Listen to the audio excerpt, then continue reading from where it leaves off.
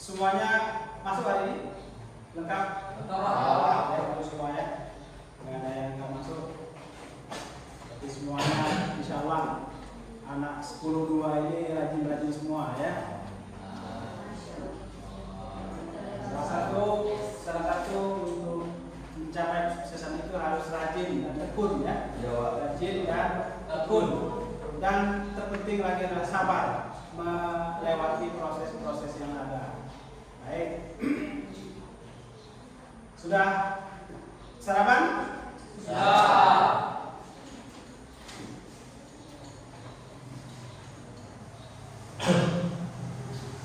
Baik, sebelumnya agar lebih barokah dipimpin berdoa.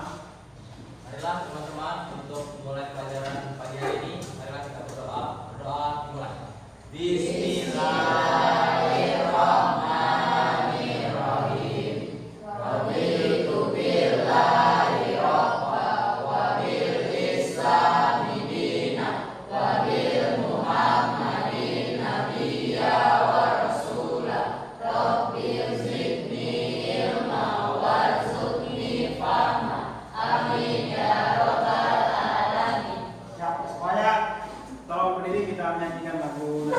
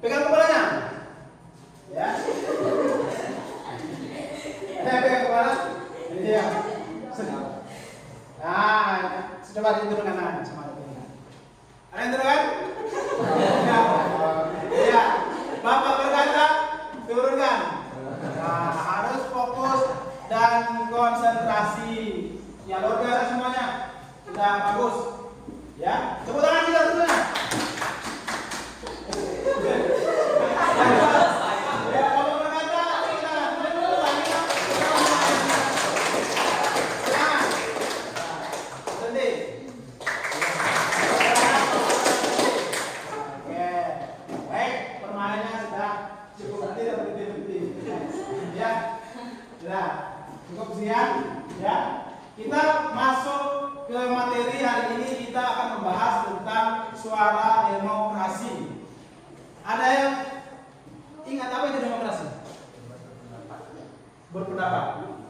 Lagi? Kalau orang pernah dengar belajar di SMP kan? Berasal dari kata demos. Demos yang artinya apa sih demos? Kekuasaan dari rakyat, ya. Kekuasaan dari rakyat, oleh rakyat dan untuk rakyat. Ya, nah kita akan bahas demokrasi lebih dalam karena demokrasi itu penting untuk mengembangkan potensi Anda. Siapa tahu kalian bisa menjadi politikus, ya. Baik, coba perhatikan.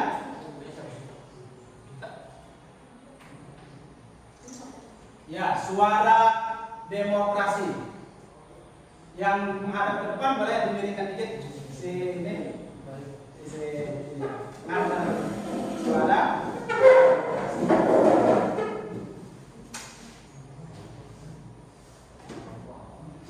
Pengertian suara demokrasi di sekolah adalah kegiatan yang mengajarkan siswa untuk memahami demokrasi dalam organisasi. Jadi berorganisasi apa saja organisasi di sekolah? OSIS. Apalagi? PPR.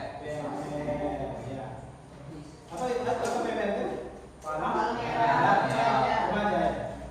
Kalau di sekolah kita OSIS. Cuma OSIS, ya. Ada kalau orang yang lagi gunung? Apa namanya? Pencinta alam, ya. Jadi ada tulisannya, memahami demokrasi dalam organisasi sekolah dan lingkungan. Suara demokrasi juga mengajarkan siswa tentang kepemimpinan dan organisasi. Siapa tahu nanti cita-citanya yang jadi presiden, yang jadi gubernur, dia harus memahami bagaimana cara-cara berdemokrasi. Kedua, tujuan dari proyek demokrasi adalah memahami penerapan demokrasi di sekolah, menyiapkan kader kepemimpinan yang demokratis, melatih siswa berorganisasi, ya, yang tidak terbiasa ngomong. Kalau nikah dia sudah hebat, vokal di depannya sudah berani tampil bicara. Yang lain bisa diasah, ya, kemampuannya. Melatih siswa berorganisasi, menyalurkan minat dan bakat, mampu menerapkan sistem demokrasi. Baik, kita lanjut.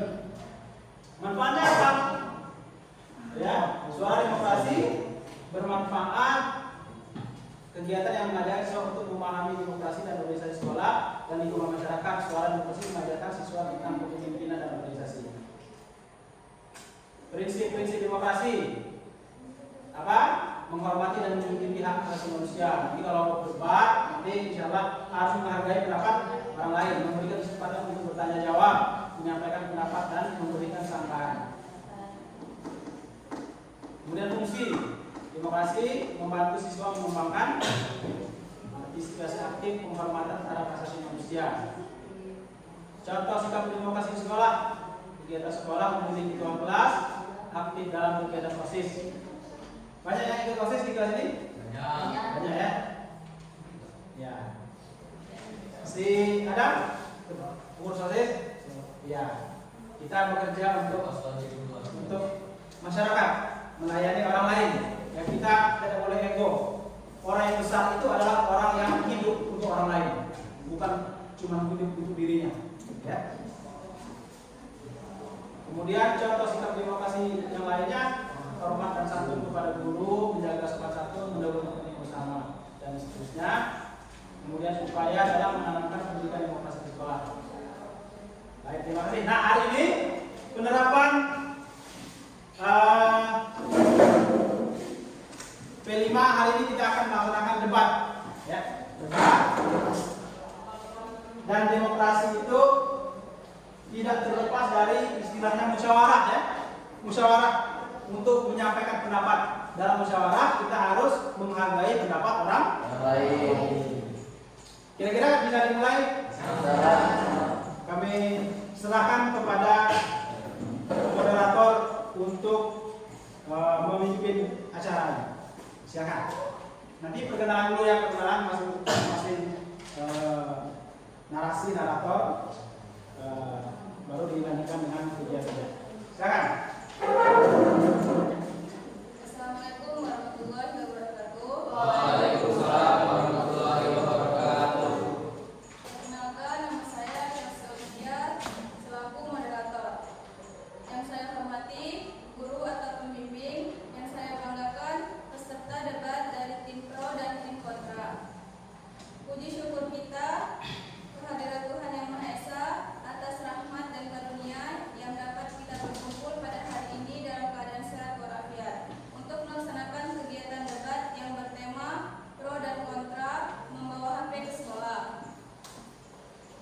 yang kita ketahui bersama, di era teknologi saat ini, penggunaan ponsel atau HP telah menjadi bagian tak terpisahkan dari kehidupan sehari-hari, termasuk di lingkungan sekolah. Namun, topik ini masih menuai banyak perdebatan di kalangan pendidik, siswa, dan orang tua. Apakah membawa HP ke sekolah lebih banyak memberikan manfaat atau justru menimbulkan dampak negatif? Oleh karena itu, melalui forum debat ini, kita akan mendengarkan pandangan-pandangan kritis dari kedua belah pihak. Yang pertama, tim Silakan memperkenalkan dulu. memperkenalkan diri. Dari nama dan dari tim apa ya? Ada satu. Ya. Perkenalkan, saya yang pertama dari tim Argumen Pro. Perkenalkan, nama saya Agustina dari tim Argumen Pro. Perkenalkan, nama saya Rada dari tim Argumen Pro. Perkenalkan, nama saya Agus Septiania Ramanda dari Argumen Pro. Perkenalkan, nama saya Nisa Pinarwansyah dari Argumen Pro. Ya, yang perkenalan bagian untuk yang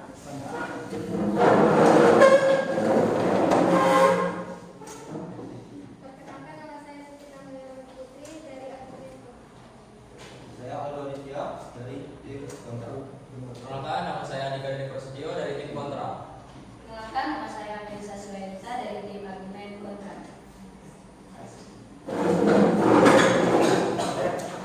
masing-masing menyampaikan argumen.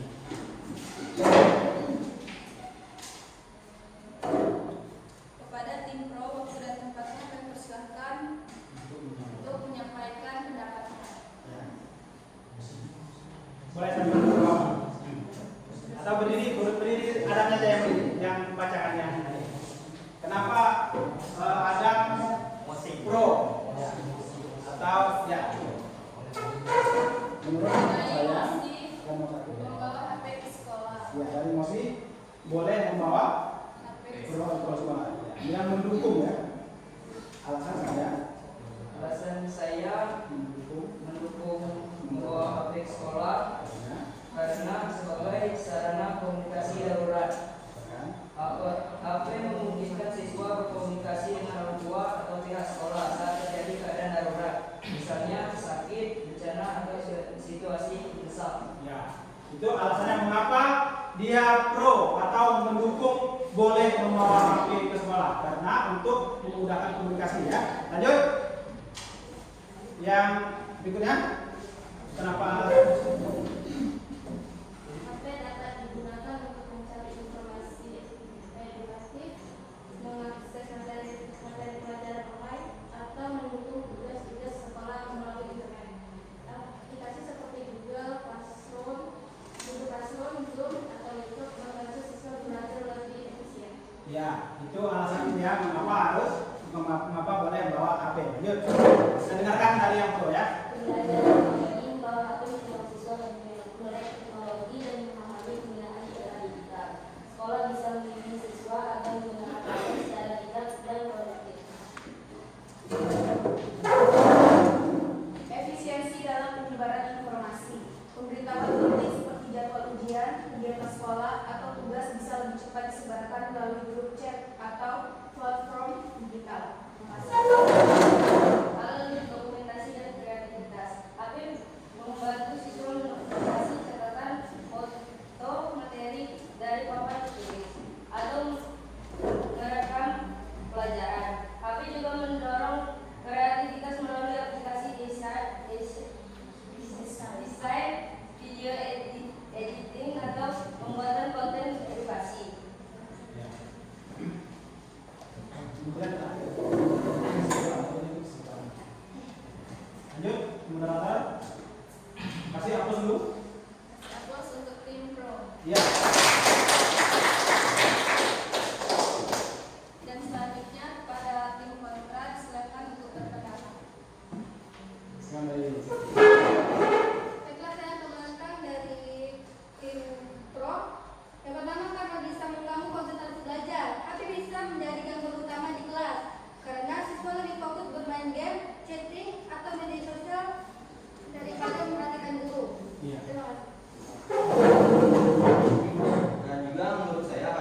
bisa memiliki potensi penyalahgunaan. HP bisa digunakan untuk mencontek saat ujian dan menjadi jawaban-jawaban di saat diberikan tugas pada guru. Pengalaman ya. Dan bagi saya, ketika kita membawa HP ke sekolah itu akan menimbulkan adanya ketimpangan sosial atau kesenjangan sosial. Karena tidak semua siswa-siswi di sekolah ini mempunyai HP. Itu akan menimbulkan potensi terjadinya bullying jika semua siswa diwajibkan untuk membawa HP. Oleh karena itu saya tidak setuju dengan pendapat tim pro bahwa ke sekolah itu harus membawa HP. Dan untuk yang dikatakan oleh tim pro tadi mengenai merekam video, memfoto, menulis, itu akan membuat siswa lebih malas untuk menulis, sehingga itu akan membuat siswa lebih tidak rajin untuk belajar dan menurunkan intelektual siswa. Ya. Terima kasih. Itu bagus pertanyaan. Lanjut. Baiklah, kalau menurut saya risiko pencurian atau perusakan membawa HP ke sekolah menimbulkan risiko pencurian atau perusakan perangkat. Hal ini juga menimbulkan beban ekonomi bagi orang tua jika HP rusak atau hilang. Hilang ya. Jadi kita. Ya, moderator baca apa? Kasih aplaus untuk Ya. Sekarang sesi sanggahan ya oleh penjaga. Yang menyangka ini boleh sangka dari kelompok satu menyangka. Ya. Kalau kita contek kenapa tidak bisa disangka? Ya. Dari tim mana yang menyangka? dari tim pro. Ya. Sanggahan. Ya. Di kelompok tadi mengatakan bisa dipakai untuk nyontek. Ada tak sanggahannya? Coba. Aulia. Jika digunakan untuk menyontek, sebelum ujian, HP bisa dikumpulkan ke depan kelas. Ya, itu pengawas ya. Pengawas bisa mengumpulkan itu dia sangat. Asumsi moderator, Ya. seperti yang menurut fakta dan datanya, banyak siswa yang punya HP 2 sehingga masih terjadi kecurangan-kecurangan seperti itu. Bagaimana langkah konkret dari tim pro untuk mengatasi permasalahan tersebut? Ada yang membawa kedua. Ya, Ya. silakan tim pro. Pengawasnya harus ini. Gimana? Pengawasnya harus Siap sendiri ya. Silakan yang dikembangkan sendiri. Dikembangkan sendiri boleh. Ya, silakan dijawab. Ayo, Apakah menyerah? ayo, semangat ayo. Jadi itu memberi kesempatan ya.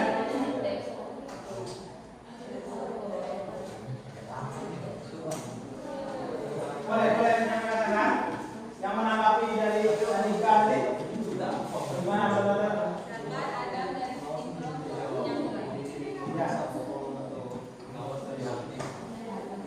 Silakan.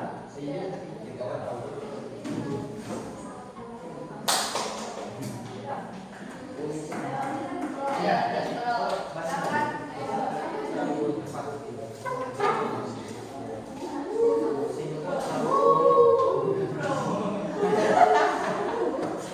Ayo, kamu gimana?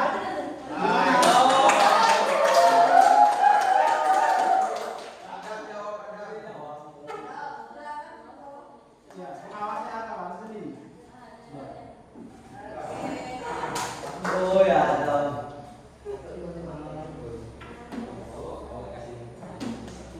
Menurut pendapat atau sanggahan dari tim kontra, bagaimana jika siswa membawa 2 HP saat ujian? Ya. Jawabannya, pengawas ujian harus lebih teliti dalam mengecek siswa agar tidak melakukan suatu kecurangan.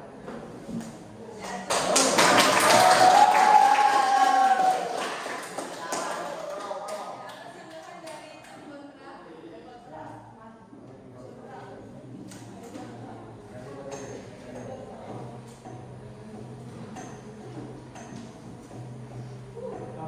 Suaranya, suara HP-nya. Kalau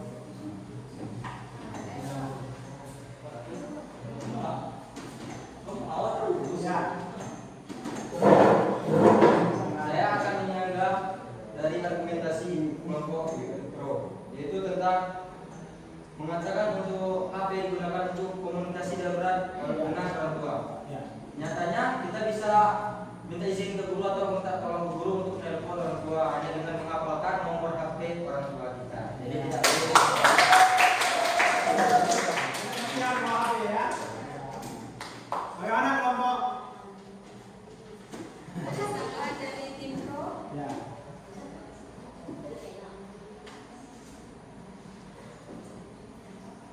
Gimana? Gimana?